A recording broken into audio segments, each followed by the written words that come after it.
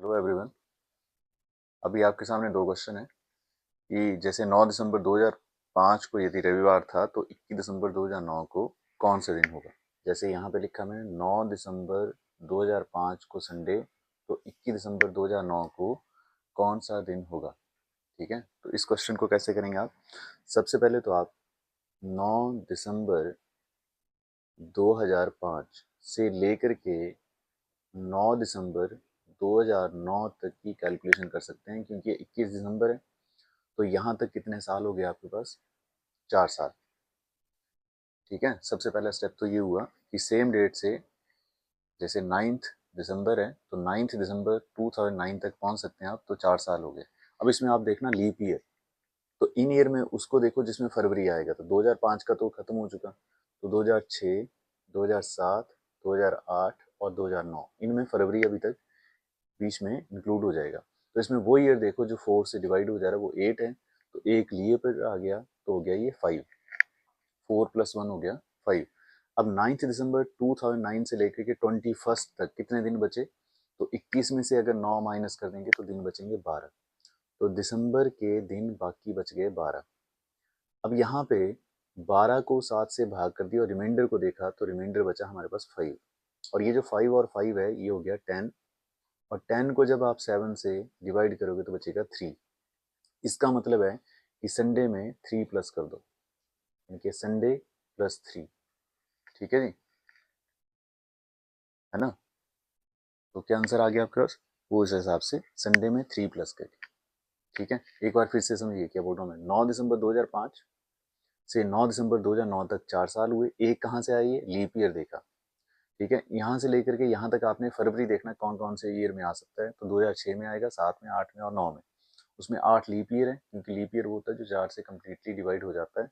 Divisibility test में आप इस बात को समझ सकते हैं। जितने लीप ईयर आएंगे वो ऐड करेंगे, 4+1 हो गया 5, और यहाँ पे दिसंबर के बाकी दिन बचे 12, 21 दिसंबर तक। ठीक है, तो 9 दिसंबर तक हो चुका था, तो 12/7 करके मैंने चेक कर लिया, तो रिमाइंडर बचा मेरे पास 5। शेषफल को ही देखना आपने, 5 और 5, ये दोनों 5 हो गए 10, 10 को फिर 7 से भाग किया तो फिर आपके पास बचा 3। ठीक है, अगर 9 दिसंबर 2005 को रविवार था तो 3 प्लस करके, ठीक है, सोम मंगल बुध, इसका मतलब यहाँ पे बुधवार आ जाएगा। ठीक है, तो इसका आंसर हुआ बुधवार। ठीक है, वेडनेसडे, है ना। अब इसके बाद अगला क्वेश्चन देखिए, 5 अप्रैल 1995 से कहाँ तक पहुंच सकते हैं आप।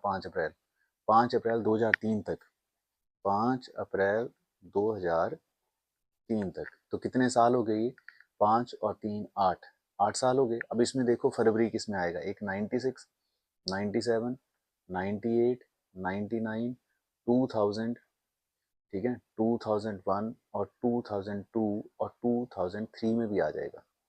तो इनमें से लीप ईयर देखेंगे तो 96 है, 96 के बाद 2000, और ये दो ही हैं। लीप ईयर वो होते हैं जो 4 से डिवाइड हो जाते हैं लास्ट 2 डिजिट। ठीक है, तो यहाँ पे 2 आ गया तो ये हो गया 10, और 10 का मतलब अभी बता रहा था मैं, ये हो गया 3, 7 से डिवाइड करके। अब 5 अप्रैल से लेकर के इनके अप्रैल, मई और जून, ठीक है, तो अप्रैल के कितने दिन बच गए, 5 अप्रैल खत्म हो चुका तो 25 अप्रैल, 25 बचे, 30 ही होते हैं अप्रैल में, मई में 31 और जून में 30, लेकिन जून के 14 दिनों की बात हो रही है। ठीक है, 14 दिन की बात हो रही है, तो यहाँ पर 25 को 7 से भाग करोगे तो बचेगा कितना, रिमाइंडर कितना बचेगा फिर, 4, 31 में कितना बचेगा, 3, और 17 में कितना, 14 में कितना बचेगा, तो 0, तो 4 और 3 7 हो गए फिर से, और जो 7 है वो फिर से रिमाइंडर कितना देगा, 0, तो फिर से 3 + 0, इसका मतलब है 3, और आप इस बार मंडे में 3 प्लस कर देंगे, तो मंडे में 3 प्लस करके, यानी कि सोमवार के आगे 3 दिन और काउंट कर लो।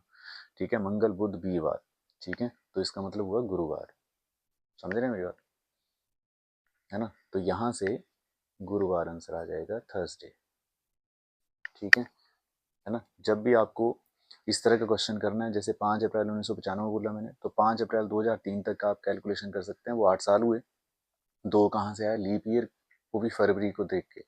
ठीक है, 95 के बाद इनके जहाँ जहाँ फरवरी 2003 तक आपके पास फरवरी आएगा, वहाँ पे आपने देखना फरवरी में 29 डेज कहाँ पे हैं, वो लीप ईयर्स हैं, जैसे 96 और 2000। लीप ईयर वो होता है जो 4 से डिवाइड हो जाता है, ठीक है, और लीप सेंचुरी 400 से डिवाइड होती है। 8 और 2 10 हुए, 10 को मैंने 3 क्यों लिखा, क्योंकि 7 से डिवाइड करके जो रिमाइंडर बचता है उसी को देखते हैं हम।